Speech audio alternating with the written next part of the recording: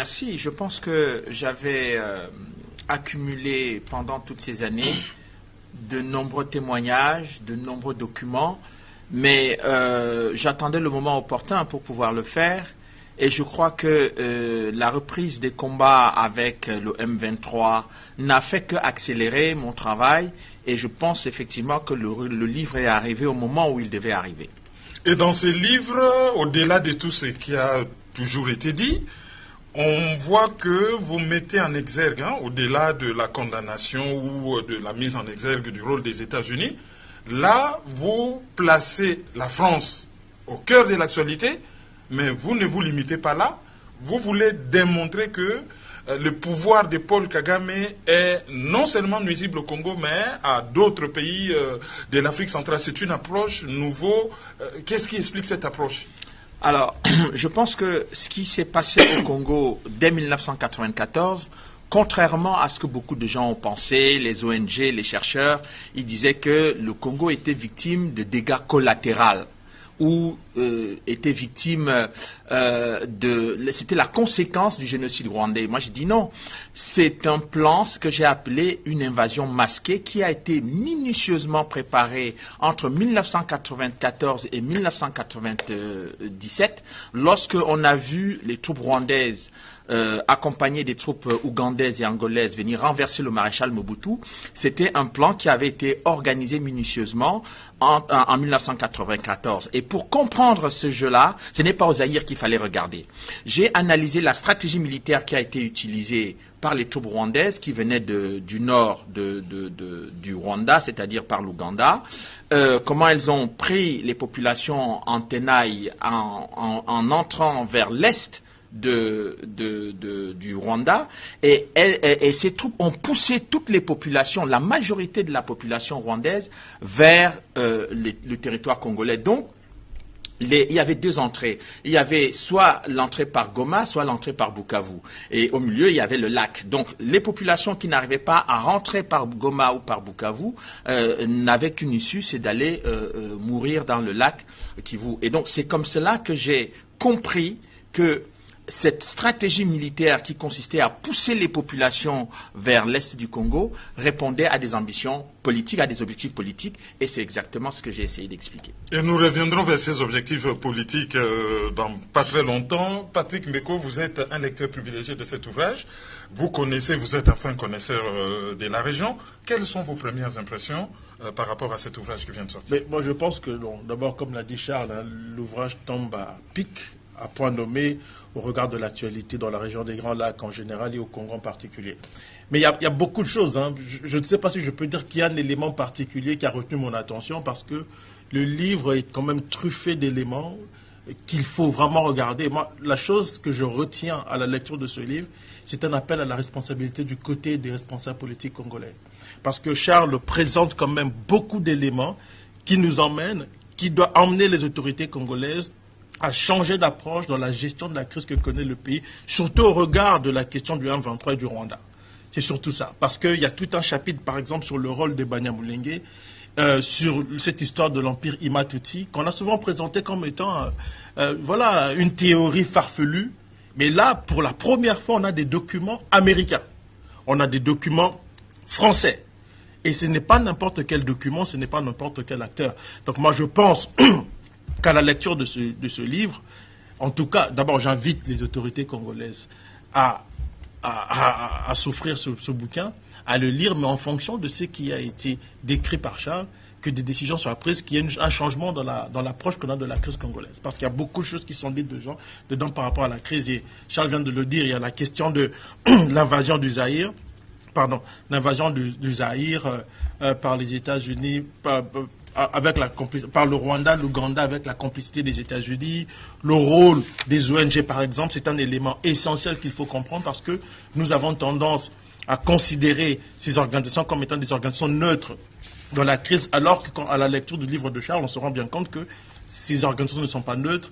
Et par la suite, il y a aussi la question des Banyamulenge qui permet de comprendre la crise actuelle avec le M23 le Rwanda. Donc, il y a beaucoup d'éléments à prendre en considération. Et de mon point de vue, ce livre est aussi une façon d'interpeller, bien que je pense que Charles a fait son travail d'investigation, mais je pense qu'en tant que Congolais, je pense qu'il appartient aux Congolais de prendre leurs responsabilités au regard de ce que Charles nous offre dans son bouquin. Et à propos de l'actualité, Paul Kagame était au Bénin, là aujourd'hui pendant que l'émission se passe, il se trouve à Conakry, où il a déclaré que le problème avec le M23 date d'avant l'arrivée du président Tshisekedi au pouvoir. C'est un problème des terres congolaises, des terres rwandaises qu'on a cédées au Congo. À tous les deux, quel commentaire ça vous inspire? Juste si je suis si je m'inscris dans la droite ligne de ce que je viens de dire, je pense que Kagame vient de confirmer sans le réaliser peut-être tout ce que Charles a dit dans son livre. En fait, les propos de Kagame résument très clairement ce que Charles explique dans son livre sur le complot auquel la RDC est confrontée depuis un bon moment. Je pense qu'il ne s'est pas rendu compte qu'il était en train de se dévoiler lui-même. Parce que quand on lit le livre et on écoute Kagame, on se dit mais c'est pas possible quoi. C'est comme s'il était moi je pense même qu'il est devenu, de mon point de vue, je veux ironiser un peu, mais j'ai eu l'impression que Kagame était devenu un peu le relationniste de Charles. Son attaché de presse. Son attaché de presse. Non, Patrick a raison. En fait, je ne m'attendais pas à un si beau cadeau. C'est-à-dire que la déclaration du président Kagame vient, mais là, au moment où le livre sort, mais confirmer tout ce que j'ai dit, parce que j'explique très clairement que l'objectif de l'invasion du Congo, de l'occupation et des massacres qu'il y a à l'est du Congo, c'est tout simplement une volonté, de chasser les Congolais de leurs terres pour s'emparer de toute la partie est du Congo, mais c'est aussi la volonté de s'emparer du pouvoir à Kinshasa. Et donc, si les Congolais ne comprennent pas que non seulement on veut prendre leurs terres, mais ce n'est pas que leurs terres qui les intéressent, ceux qui veulent s'en emparer, mais c'est aussi de prendre le pouvoir, d'installer à Kinshasa quelqu'un qui va effectivement parachever ce plan d'occupation et ce que Patrick a commencé à évoquer en parlant de l'Empire, de créer un espace qui est contrôlé à la fois par l'Ouganda et par le Rwanda en RDC. Et si les Congolais ne comprennent pas que quand on a 10 millions de morts, plus de 500 000 femmes violées, mais c'est totalement inédit en Afrique. Vous prenez tous les conflits qu'il y a eu en Afrique depuis 50 ans, eh bien vous ne verrez pas ce nombre de victimes-là. Et vous ne verrez pas ce profil de victimes-là. Et la deuxième chose qui est importante dans la déclaration de M. Kagame, c'est que, au départ, qu'est-ce qu'il nous a dit? Qu'est-ce qu'on nous disait? On nous disait que c'était ce qui dérangeait à l'est du Congo, c'était les Interamwe, les génocidaires. Après, on nous a dit, non, ce n'est plus les génocidaires, c'est les droits des Banyamulenge. Bon, après, maintenant, on nous dit que ce n'est pas simplement les droits des Banyamulenge, mais c'est le fait que les FDLR menacent la sécurité du Rwanda. Après, ce n'est plus les FDLR qui menacent la sécurité du Rwanda, on revendique maintenant des terres. Mais qu'est-ce que les Congolais ont encore envie de savoir? Le schéma, il est très clair, et je remercie le président Kagame d'avoir fait cette déclaration, effectivement, pour confirmer toute l'enquête que j'ai pu faire depuis plusieurs années sur cette histoire. Enquête que vous avez nommée Holocauste au Congo. Ne craignez-vous pas que ces termes, ces titres puissent déranger parce que le génocide des Juifs a un caractère particulier qui fait que ces termes les réservés? C'est pas un risque que vous avez pris que... Non, je pense que l'éditeur, au vu de ce que j'écris, moi j'ai pas écrit un livre, le titre n'a pas été pris en comparaison avec X ou Y, avec des groupes ou avec... Non, le titre a été pris en fonction de ce qui se passe au Congo, de ce que vivent les Congolais depuis maintenant près de 30 ans, et de la réalité des massacres dont on ne montre pas. Pourquoi on ne filme pas les massacres qui se passent au Congo pour les montrer aux gens?